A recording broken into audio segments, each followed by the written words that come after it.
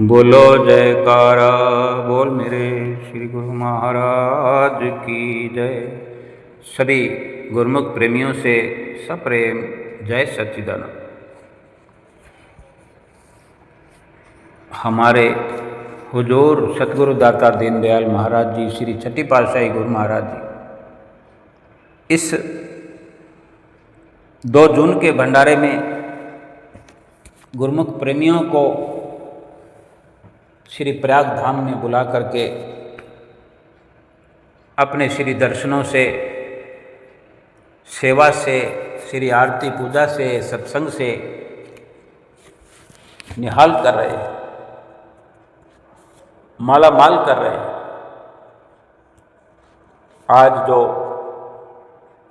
दिन है एक यादगार दिन है, कभी भुलाने के योग्य दिन नहीं है कि हमारे श्री चतुर्थ पातशाही गुरु महाराज जी ने क्या कुछ हमारे लिए, हम सभी गुरुमुख प्रेमियों के लिए किया। खासकर जीवन में भजन सुमरन की अनिवार्यता को दर्शाया कि इंसान के पास चाहे कुछ भी हो, संसार की धन संपदा हो, रिश्ते नाते हों, चाहे कितनी मलकियत हो, भजन सुमरन नहीं हो जीवन में तो फिर क्या है, क्योंकि वो सब कुछ धरा रह जाएगा, यहीं पड़ा रह जाएगा। भजन सुमरन के बारे में जोर दिया करते थे और आज हमारे हुजूर सतगुरु दाता दयाल महाराज जी, छठी पातशाही जी भी उन्हीं वचनों को दोहराते हैं, हमें आगाह करते हैं। रात और दिन एक ही सवाल पूछा करते हैं और हिदायत किया करते हैं। अगर भजन स्मरण करते हो तो ठीक, नहीं करते हो तो करो, जरूर करो। सुविधाएं दे करके, उदाहरण दे करके, केवल यही चाहते हैं कि हम भजन स्मरण करके अपना जीवन जो है खुशहाल बनाएं, ये लोग सुखी करें, पर लोग सुहेला करें। गुरुमुख प्रेमी यहाँ अपने चतुर्थ पातशाही गुरु महाराज जी के 2 जून के भंडारा के इस पर्व पर, स्मृति दिवस पर पहुँचे हैं, पहुँच रहे हैं,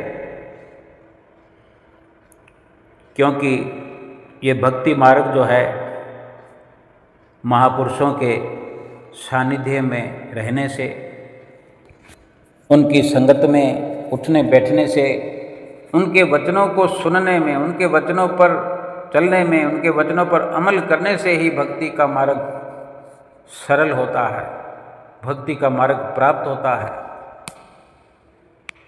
हमारे श्री परमहंसों ने अथक प्रयास करके एक से बढ़कर एक जो नित्य प्रति योजनाएं बनाई, श्री प्रयाग धाम की धरती पर जंगल से मंगल बनाया। हमारे लिए ये हमारे महापुरुषों के आदर्श हैं जो उन्होंने हमारे लिए स्थापित किए, हमें उन पर अमल करने की ज़रूरत है। किस प्रकार उन्होंने सेवा का कार्य, एक सेवा का आदर्श बनाया, हमें उस रास्ते पर चलाने के लिए। हम गुरुमुख प्रेमी कहीं पिछड़ते चले जा रहे हैं, माया का घेरा हम पर कसता चला जा रहा है। इस माया के घेरे को तोड़ करके सेवा और सुमरन अपने जीवन में अपनाने की ज़रूरत है। महापुरुषों को तभी खुशी होती है जब गुरुमुख प्रेमी अमली जीवन बनाता है, महापुरुषों के अनुभवों को अपने जीवन में सकारत करता है। केवल संसारिक आडंबरों को देख करके महापुरुषों की निजी प्रसन्नता का पात्र नहीं बना जा सकता। गुरुमुख प्रेमियों का ये जीवन अनमोल है। हमारे श्री गुरु महाराज जी अपने तन पर कष्ट सहन करके एक जगह से दूसरी जगह पहुंचते हैं, कृपा फरमाते हैं। ये कितनी बड़ी मर्यादा है, अपने तन पर कष्ट सहन कर अपने गुरुमुख प्रेमियों के लिए सफ़र करना, गुरुमुख प्रेमियों के लिए हर वक्त कोई ना कोई उनकी सुविधा का ख्याल रखना कि कैसे गुरुमुख प्रेमियों का जीवन संवर जाए। उदाहरण देकर भी समझाते हैं। आप श्री परमहंसों के आदर्शों के अनुसार भी आज भी इस प्रकार अपना अमली जीवन बना करके एक और आदर्श हमारे सामने रखते हैं।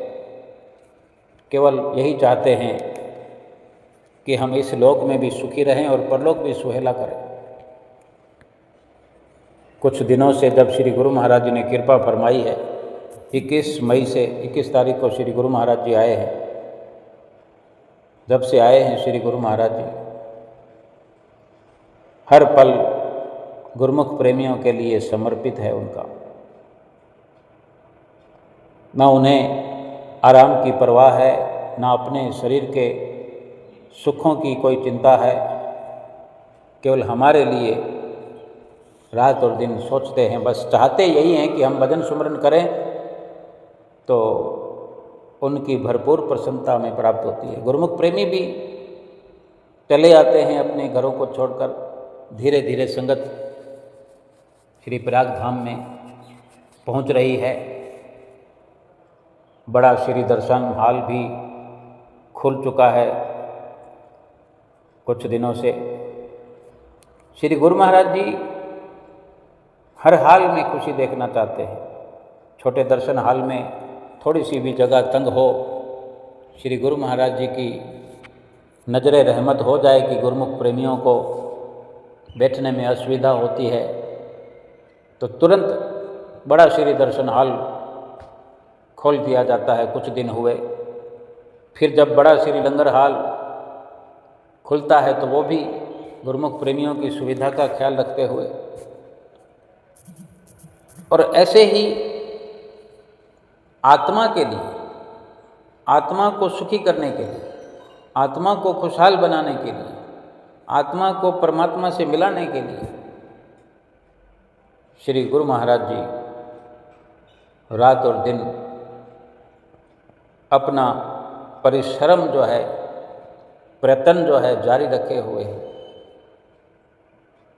श्री दर्शन हाल में बैठ कर के गुरुमुख प्रेमी बड़ा खुशी का अनुभव करते हैं कि सामने प्रीतम विराजमान हो और छत्र छाया में बैठे हुए प्रेमी हो। प्रेमी और प्रीतम का मिलन क्या है? प्रेमी अपने प्रीतम के ख्यालों में खोया हो, प्रीतम के दीदार में खोया हो, अपनी शुद्ध बुद्ध भूली हो, अपना ख्याल भूला हो। यही तो प्रेमी और प्रीतम का मिलन है।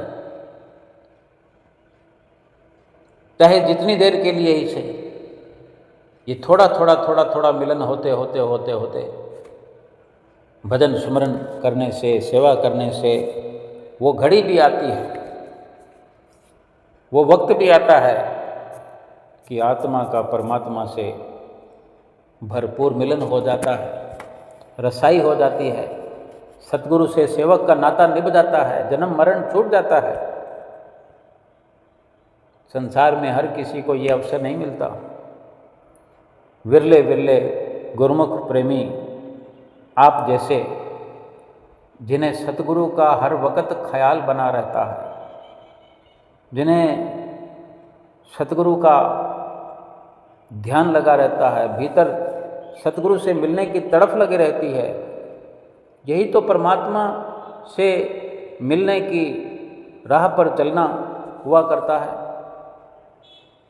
मरने के बाद में क्या होना है, इसी जीवन में हम स्वयं अनुभव कर सकें, ऐसी रचना हमारे श्री परमहंसों ने रचाई है। ये जो श्री आनंदपुर धाम, श्री प्रयाग धाम की नगरी बनाई है। भीतर ही भीतर हमारी जो भजन सुमरन की एक परंपरा हमारे श्री परमहंसों ने एक सच्चाई की ओर जो हमें प्रशस्त किया है, भीतर ही भीतर हम नाम का सुमरन करके, भजन करके अपने भीतर सत्य को उजागर कर सके, प्रभु का नाम जप कर प्रभु से एकाकार हो सके। दुनिया के अंदर विरले विरले गुरुमुख प्रेमियों को ही ऐसा अवसर मिलता है थोड़े से समय में, कम से कम समय में आत्मा का उद्धार हो जाए। ये तो वक़्त के महापुरुष ही ये अवसर दिया करते हैं और दे रहे हैं। बाकी आम इंसान तो लाखों जतन करता है, प्रयास करता है, लेकिन जो गुरुमुख प्रेमियों को सतगुरु का साथ मिला है, सतगुरु की शरण मिली है, ऐसा अवसर, ऐसा लाभ, ऐसा नज़ारा नहीं पा सकते हो। हम गुरुमुख प्रेमी भाग्यशाली हैं। हमें श्री परमहंस दयाल महाराज जी ने, दूसरी पातशाही गुरु महाराज जी ने, तीसरी पातशाही गुरु महाराज जी ने और चौथी पातशाही गुरु महाराज जी का, जिनका आज महानिर्वाण दिवस है, स्मृति दिवस है, क्या उन्होंने अपने समय में हमारे लिए वचन फरमाए, क्या उन्होंने हमारे लिए मार्गदर्शन किया, हमें समझने की ज़रूरत है। जितना समय वो इस धराधाम पर चौथे स्वरूप में रहे, एक एक शब्द जो उनका मुखारविंद से निकला हुआ था, धुर दरगाही वचन, अगर हम अमल करें, उनके वचनों पर चले तो हमारा ये लोक परलोक संवर सकता है। कौन सा वो वक़्त आज के दिन की 30 मई का जो दिन है, थोड़े से ही 27 मई से अगर हम शुरुआत करें तो इस प्रकार है। हमारे श्री श्री 108 श्री परमहंस अवतार श्री चतुर्पातशाही गुरु महाराज जी, जिन्होंने हर गुरुमुख प्रेमी को एक सेवा का, भजन सुमरन का ऐसा पाठ पढ़ाया, ऐसी श्री गुरु महाराज जी ने अनुकंपा की। उनके जीवन चरित्र से, उनकी जीवन झलकियों से आज हम पढ़ करके आज भी लाभान्वित हो रहे हैं।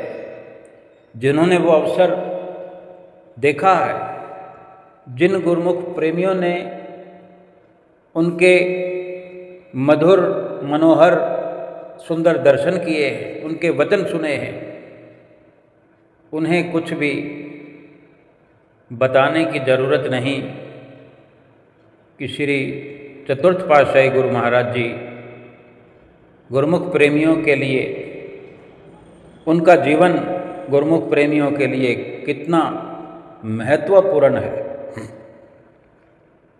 27 मई का दिन था, यानी आज से 3 दिन पहले।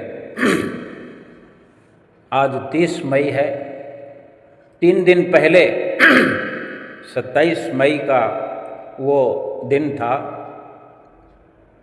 और तब बुधवार था। ये 1970 की बात है। 27 मई बुधवार श्री सतगुरु दीनदयाल जी, श्री चौथी पातशाही जी की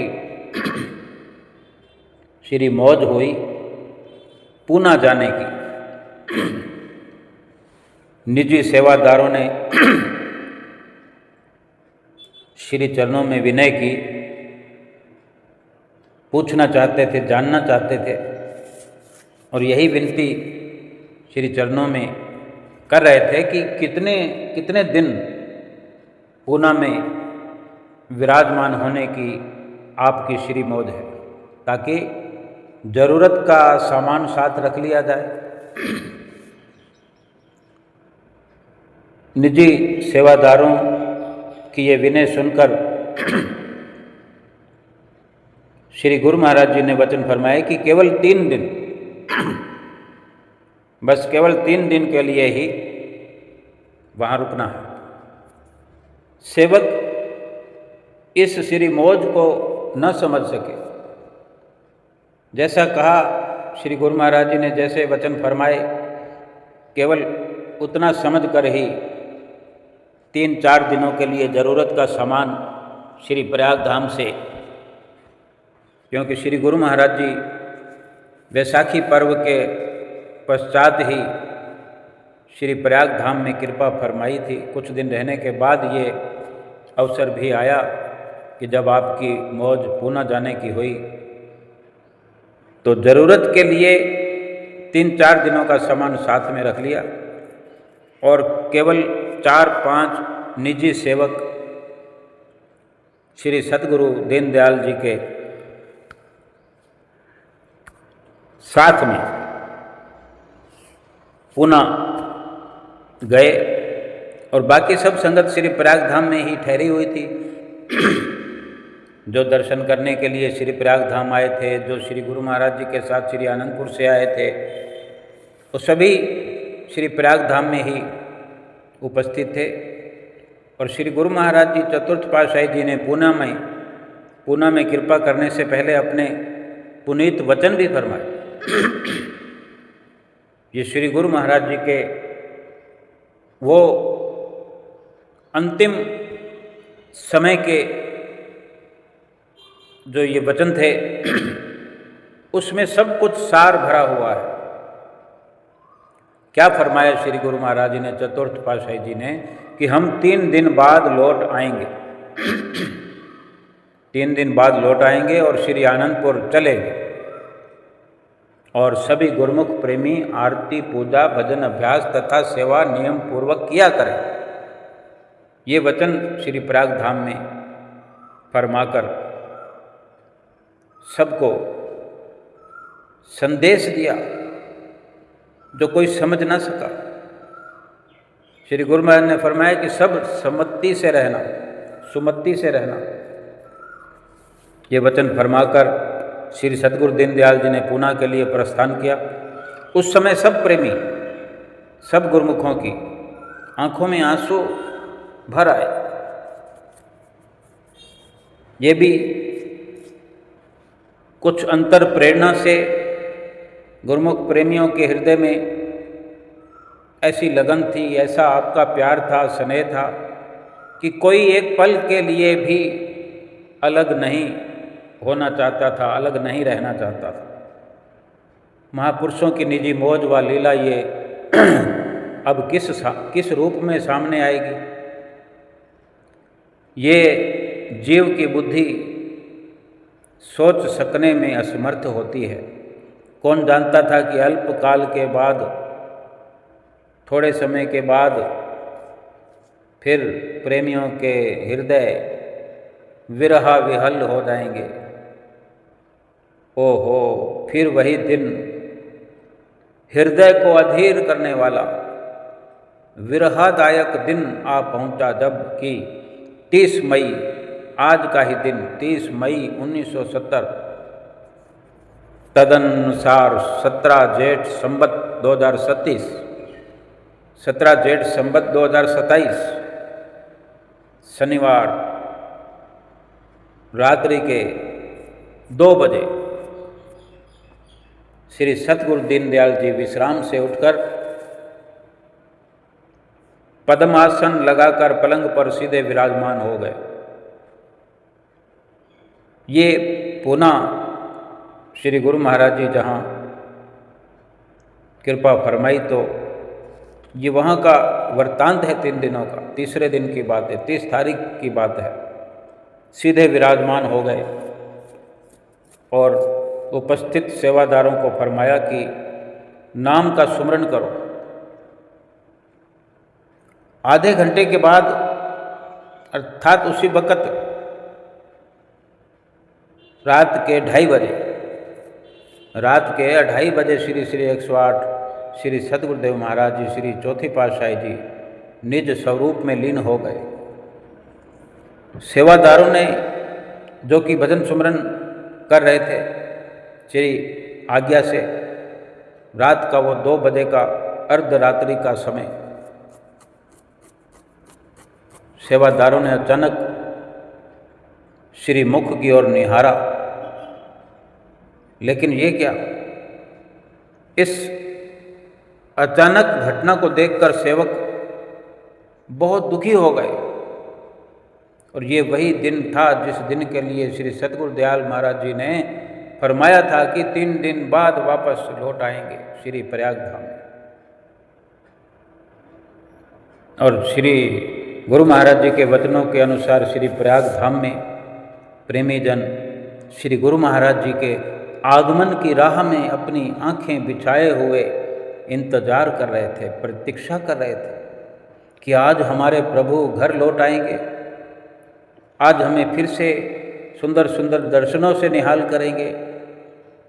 सूनापन, उदासी, हर ओर सन्नाटा ही छाया हुआ सा लगता था। आकाश से ऐसे लगता था जैसे चांद शीतलता की जगह अंगारे बरसा रहा था। प्रेमी हृदयों के प्रेम चिराग विरह के झकोलों से बुझ गए। ये श्री प्रयाग धाम का वृत्तांत है। जब उधर आपने सदा के लिए श्री नेत्र मूंद लिए, इधर श्री प्रयाग धाम में ये सब घटित हो रहा था। गुरुमुख प्रेमी रात्रि को उठे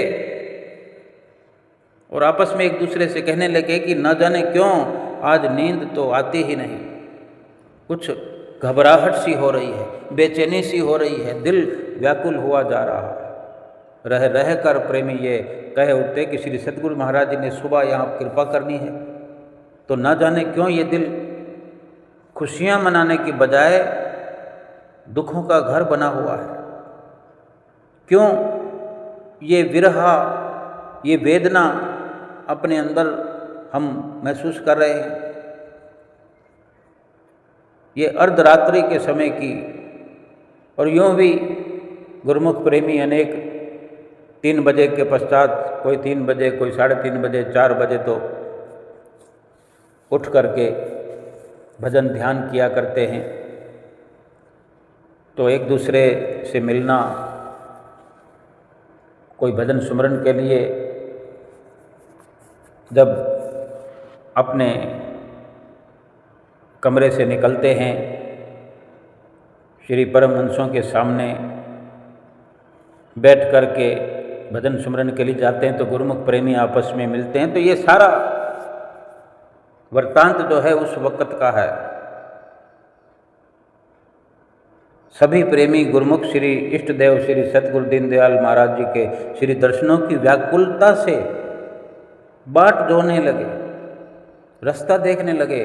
इंतजार की घड़ियां समाप्त नहीं हो रही और इधर दिल व्याकुल हुआ जा रहा है, दिल दुखी हुआ जा रहा है। परंतु उन्हें क्या मालूम कि अब किस रूप में अपने इष्ट देव के श्री दर्शन होंगे। उधर पूना में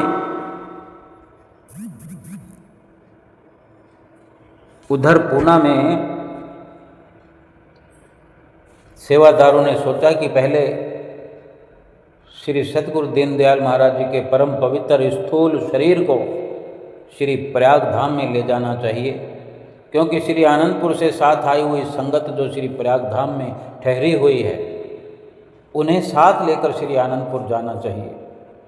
साथ ही भारत के सभी बड़े बड़े नगरों में संप्रदाय के आश्रमों पर तथा प्रेमी जनों तक कहीं फोन द्वारा, कहीं तार द्वारा इस दुखद समाचार की सूचना दे दी।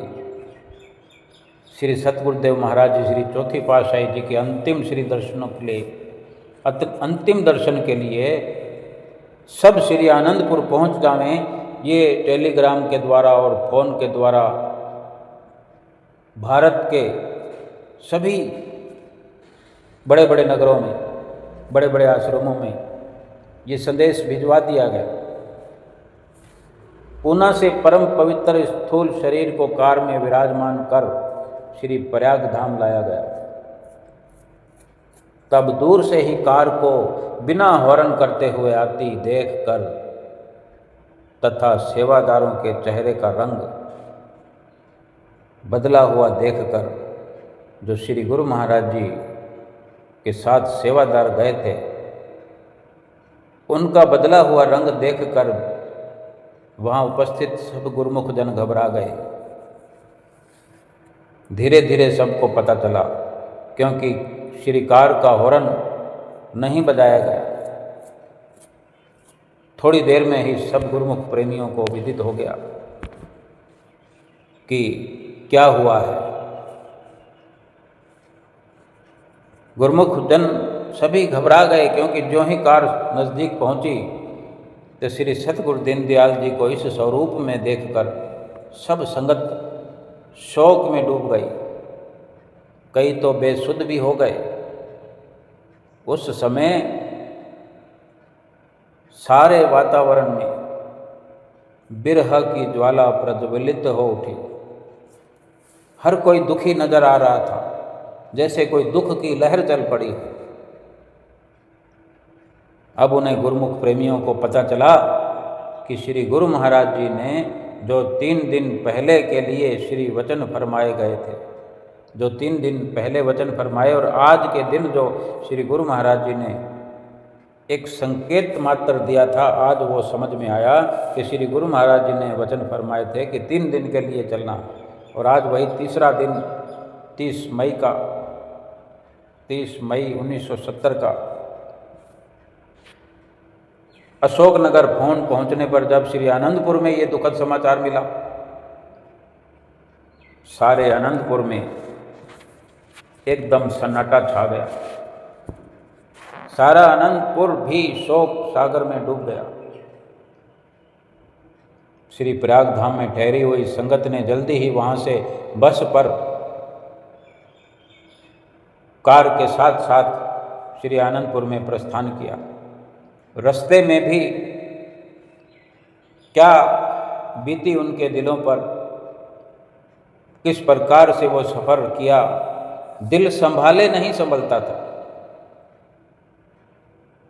लेकिन बड़ी कठिनाई से हृदय को संभालते हुए गुरुमुखों ने सफ़र तो किया, मार्ग को तय किया। 30 मई को वहाँ से श्री प्रयाग धाम से प्रस्थान करके 31 मई रविवार के दिन शाम को 5 बजे श्री कार श्री आनंदपुर पहुँची, जहाँ पहले से ही हजारों की संख्या में संगतें यहाँ पहुँच चुकी थी। कार के पहुँचते ही सब सेवादारों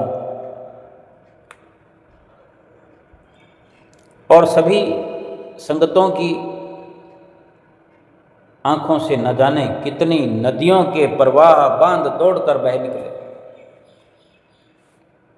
उसके बाद प्रमुख प्रबंधकों ने यह आपस में परामर्श किया कि रात्रि समय तक जितनी संगतें पहुंच जाएंगी उनको भी श्री दर्शन हो जाएंगे। श्री आनंद सर की सीमा में और श्री परमहंस अद्वैत मंदिर के उत्तर पश्चिम में जो स्थान प्रभु अपने लिए पहले ही नियुक्त कर गए थे, वहाँ पर समाधि तैयार कराई गई। और 1 जून सोमवार के दिन श्री सतगुरु दीनदयाल जी श्री चौथी पातशाही जी के श्री विग्रह को, स्थूल शरीर को स्नान कराकर नए वस्त्र पहनाए गए। विधि पूर्वक तिलक लगाकर श्री आरती उतारी गई। सभी ने श्रद्धा के पुष्प अर्पित किए। उस समय श्री सतगुरुदेव महाराज जी ऐसे लग रहे थे जैसे कि आंख मूंद कर प्रेमियों की परीक्षा ले रहे हैं। अभी अभी कोई वचन फरमाएंगे, अवश्य श्री गुरु महाराज जी हमसे बात करेंगे। गुरुमुखों ने अपने ही हाथों से अपने प्रभु को अंतिम विदाई देने के लिए पालकी को तैयार किया और उसमें श्री सतगुरुदेव महाराज जी को विराजमान किया। सब संगत श्री प्रभु की पालकी के साथ साथ दिल को थामे हुए श्री दर्शन करती हुई साथ साथ जा रही थी।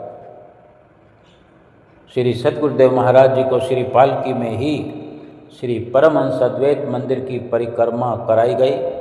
फिर श्री 108 श्री सद्गुरुदेव महाराज जी श्री तीसरी पातशाही जी के श्री आनंद शांति भवन की परिक्रमा कराने के बाद 1 जून सन 1970 सोमवार का दिन लगभग 10 बजे श्री सद्गुरुदेव महाराज जी श्री चौथी पातशाही जी को महासमाधि में विराजमान कराया गया।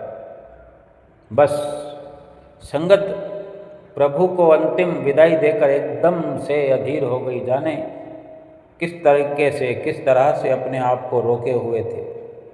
जो जहाँ था वहीं बेसुध हो गया। उस समय प्रकृति ने, कुदरत ने एक शोक का बाना पहन लिया। चारों ओर उदासी छा गई। फिर मर्यादा अनुसार सब कार्रवाई की गई। श्री 108 श्री सद्गुरुदेव महाराज जी श्री चौथी पातशाही जी के श्री मुख से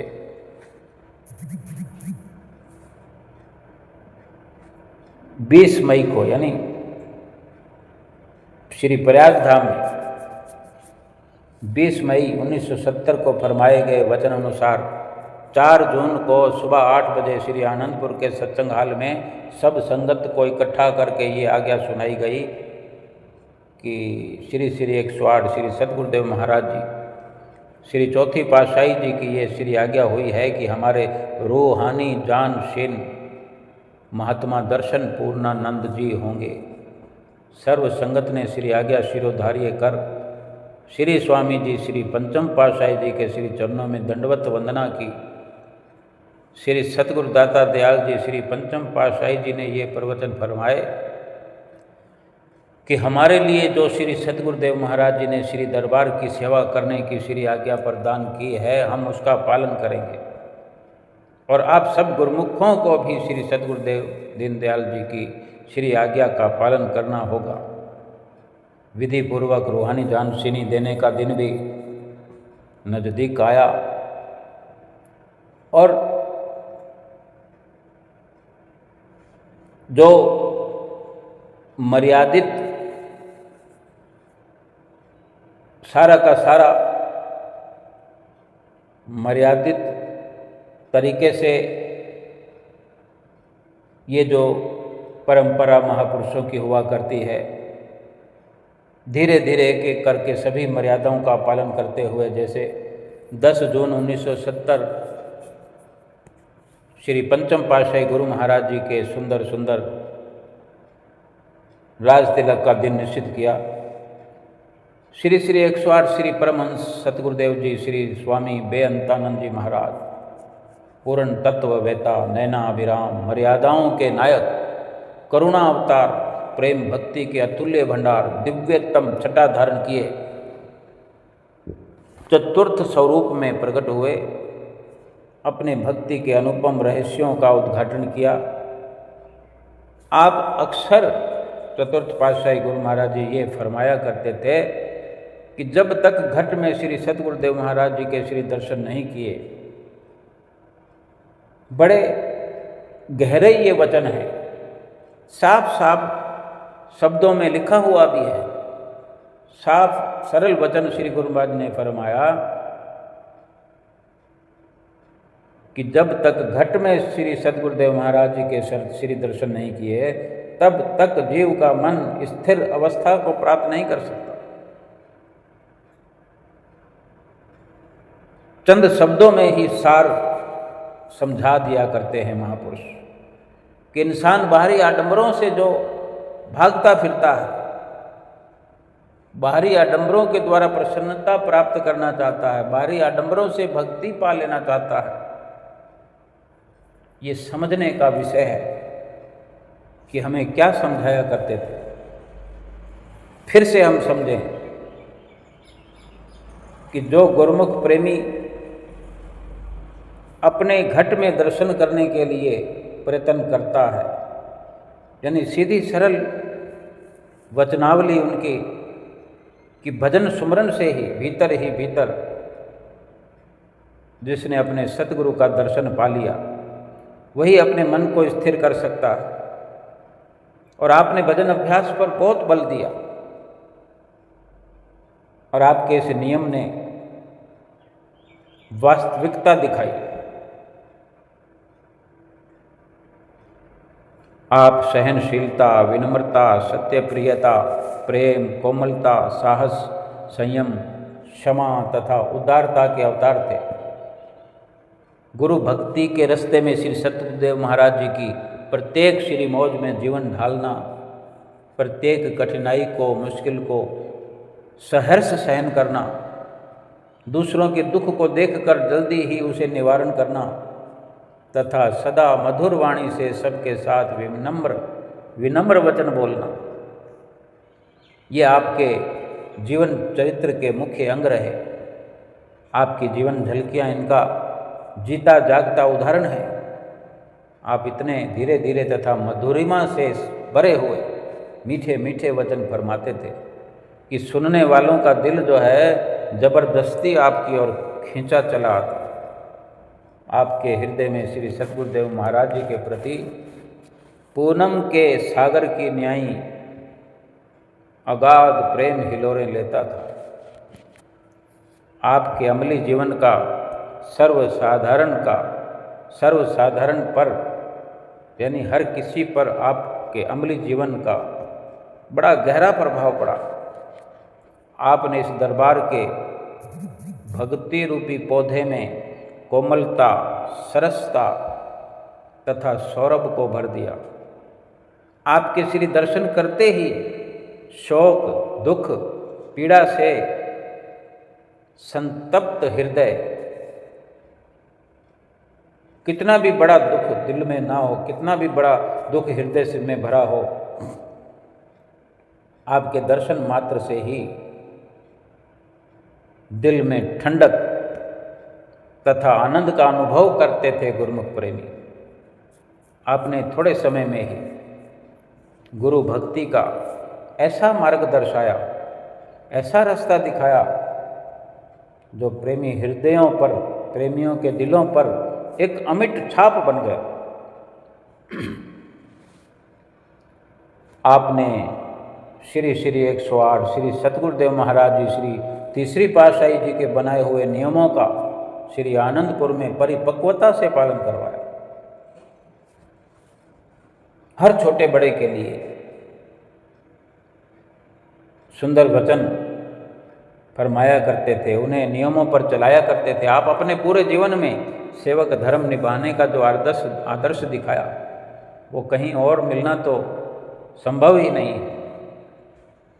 आप अवतारी गुणों को साथ लेकर के इस धराधाम पर अवतरित हुए। सब कुछ जानते हुए भी आपने गुरु भक्ति के आदर्शों को सामने रखा। आप ये यथार्थ सच्चे प्रवचन फरमाया करते थे कि महापुरुष सच्चाई पसंद होते हैं। यानी हम ठीक से समझें, जान लें इस सच्चाई को।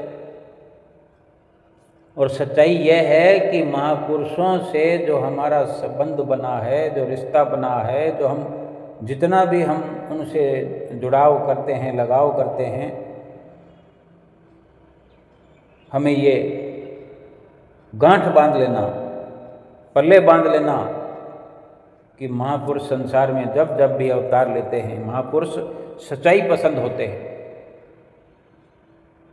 श्री गुरु महाराज जी ने ये वचन फरमाए, इसका सीधा सीधा मतलब कि हम जो हैं केवल सच्चाई पसंद करते हैं। हर कोई जान ले ये। और वो वचन कोई उस वक़्त फरमाए गए उस वक़्त के लिए नहीं थे, रहती दुनिया तक गुरुमुख प्रेमियों के लिए ये जो अटल सत्य है, ये स्वीकार करने की बात है कि अगर हमारे चतुर्थ पातशाही गुरु महाराज जी सच्चाई पसंद थे, उन्हें सच्चाई पसंद थी, पंचम पातशाही गुरु महाराज जी ने भी ज्वलंत उदाहरण पेश किया।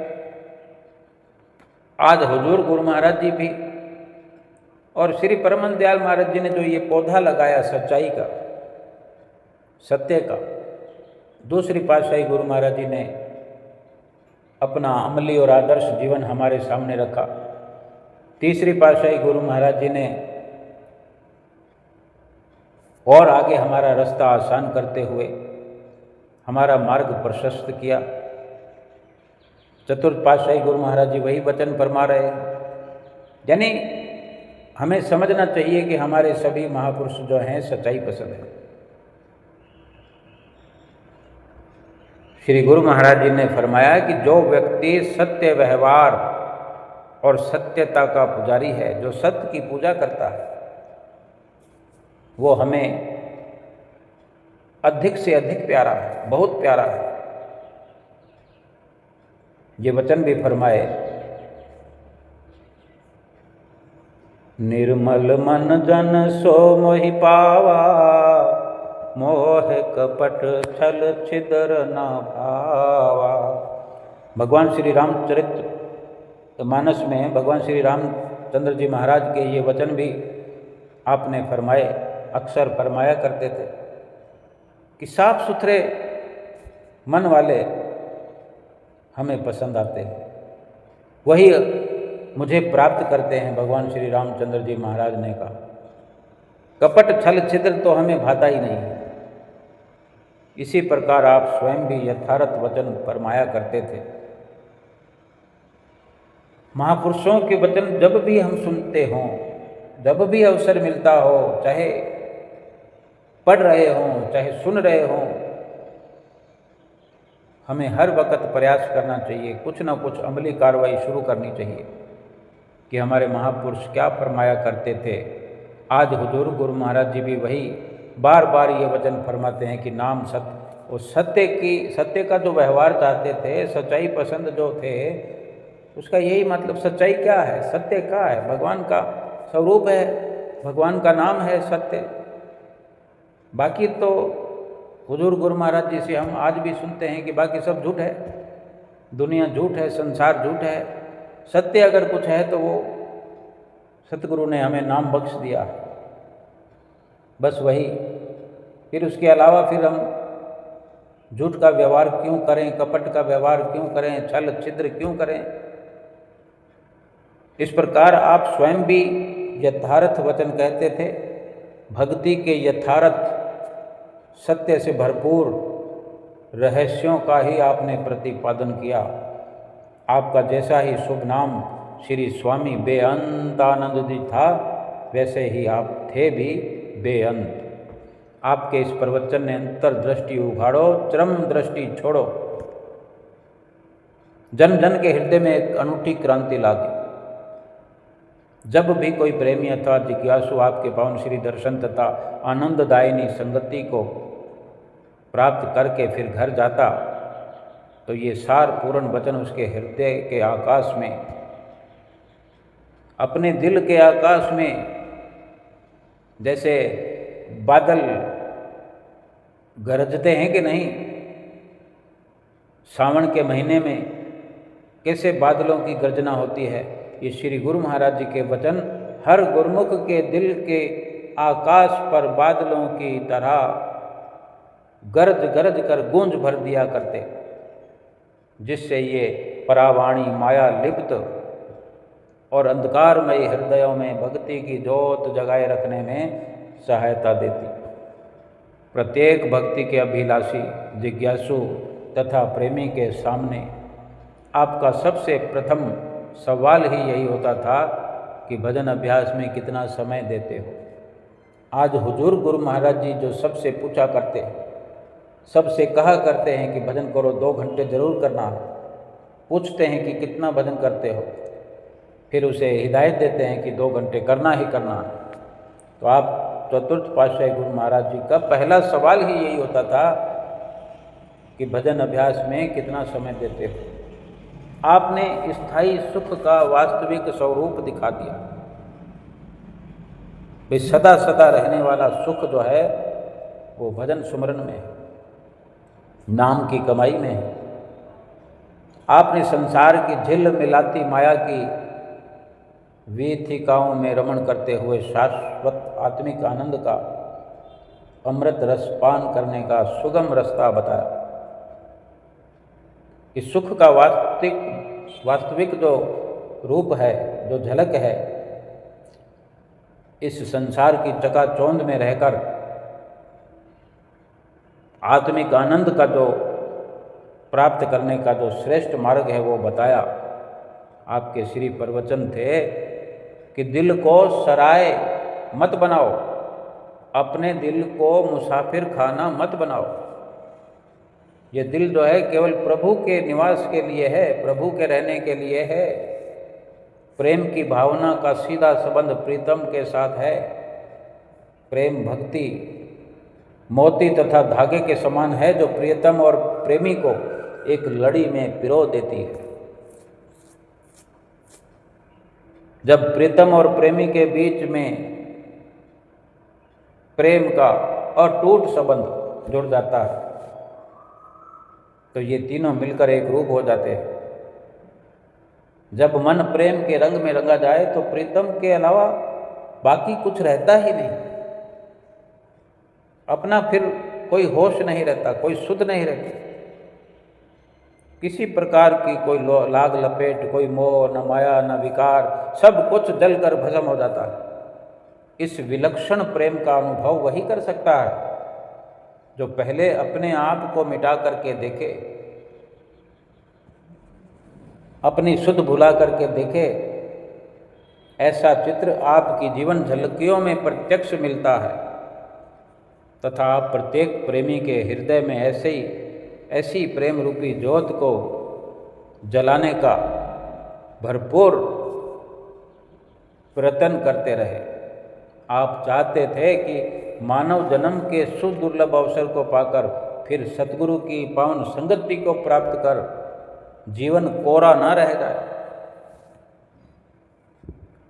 जब इतना संयोग बना, प्रभु की कृपा हुई कि मनुष्य जीवन मिला, सतगुरु की पावन संगति मिली, फिर अगर जीवन को कोरा रख छोड़ा, असल कार्य ना किया, आत्म आनंद से अपने जीवन को नहीं भरा, तो फिर क्या फायदा मनुष्य जीवन प्राप्त करने का। बल्कि जीवन को आत्म आनंद से भरपूर करके, आनंद से भर करके इसके वास्तविक रहस्य को समझ सके इंसान। अगर सतगुरु की शरण मिल गई है, इंसान का जीवन मिल गया है। आपने मध्य प्रदेश में स्थित श्री आनंदपुर तथा महाराष्ट्र में स्थित श्री प्रयाग धाम में समय समय पर प्रवचनों की बरसात करके जन जन में जागृति ला दी। श्री प्रयाग धाम में निर्माण कार्य कर इसे विशाल परमार्थिक केंद्र बनाकर महाराष्ट्र, आंध्र प्रदेश आदि प्रांतों के प्रेमियों के लिए सेवा, श्री दर्शन तथा गुरु भक्ति प्राप्त करने का मार्ग जो है सरल से सरल बना दिया। आपका हर कार्य मर्यादित होता था। आप नियम पर दृढ़ तथा समय के पूरे पाबंद थे। संत महापुरुषों के गुणों की गणना करना जीव बुद्धि के लिए समुद्र की तरंगों को गिनने समान है। जैसे समुद्र की तरंगें अनगिनत हैं, उन्हें किसी दशा में भी सीमित नहीं किया जा सकता, कंट्रोल नहीं किया जा सकता, गिना नहीं जा सकता। बस थोड़े शब्दों में इतना ही कहा जा सकता है कि आपने गुरु भक्ति के जिन नियमों को अपने जीवन में कार्यान्वित किया, उन नियमों के अंश को भी यदि जीवन में डाल दिया जाए तो मानव जीवन का लक्ष्य मानो सफलता के शिखर पर पहुंचने के लिए नज़दीक खड़ा, सामने खड़ा है। आपके महामहिम उपकारों का ये पूरा संप्रदाय आभारी है। आप अपने मुख से वचन फरमाया करते थे, श्री 108 श्री सतगुरुदेव महाराज जी, श्री चौथी पातशाही जी अक्सर भजन अभ्यास तथा अंतर्दृष्टि उघाड़ने के बारे में निज मुख से प्रवचन फरमाया करते थे। उन अमूल्य श्री प्रवचनों में से अनेक अनेक वचन सुन करके गुरुमुख प्रेमी निहाल होते, कृतार्थ होते, अपने जीवन को लाभान्वित करते। बोलो जयकारा बोल मेरे श्री गुरु महाराज की जय।